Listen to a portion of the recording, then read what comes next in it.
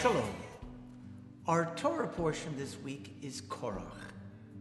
Korach, for whom this portion is named, is considered to be one of the worst villains in the Torah. He planned, he schemed, he connived to overthrow his cousin Moses from his leadership position over the Israelite people.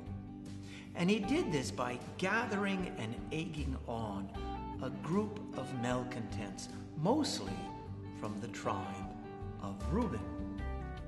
Korach accused Moses of being a power monger, saying, "Why do you raise yourself up above the Eternal's congregation? Are not all of God's people holy?" Now, the opposite was true.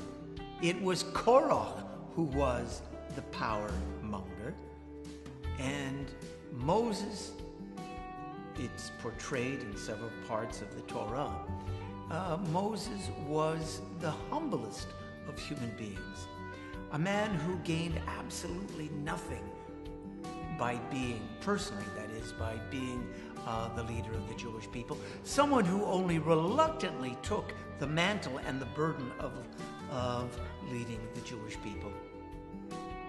So we look in this week's Torah portion at Numbers chapter 17, verses 28 through 33, to see just what happened to Korach and his followers because of their rebelliousness. And we read, "And Moses said, 'By this you shall know that it was the Eternal who sent me to do all these things, that they are not of my own devising. If these people's death is that of all humankind, if their lot is humankind's common fate, it was not the Eternal who sent me. But if the Eternal brings about something unheard of, so that the ground opens its mouth and swallows them up with all that belongs to them, and they go down alive into Sheol, you shall know that these men have spurned the Eternal.' Scarcely had he finished speaking all these words, when the ground under them burst asunder, and the earth opened its mouth and swallowed them up with their households, all Korach's people and all their possessions. They went down alive into Sheol with all that belonged to them. The earth closed over them, and they vanished from the midst of the congregation." Now that seems to have been the end of Korach, the end of his legacy, the end of his line. And yet, when we turn to the book of Psalms, we find something rather perplexing. We take a look at Psalm 42. There's something in the Psalms called a superscription. That is, some instruction to the Levites who were to sing these particular psalms in the temple. And we read something interesting in chapter 42. This superscription, this instruction says, "For the leader, Maschil, of the sons of Korach." And then we skip over to chapter 44. And again, a superscription reads, "For the leader, a psalm of the sons of Korach." In Psalm 45, "For the leader, upon the Shoshanim, a psalm of the sons of Korach." And as we go through the Psalms, we find that there are no less than 11 superscriptions speaking about the descendants, the children of Korach. But hadn't Korach and all his family perished on that fateful day? So what's going on here? Well, two thoughts come to mind. Korach's children did not die along with their evil father. God did not hold Korach's children responsible for their father's despicable behavior.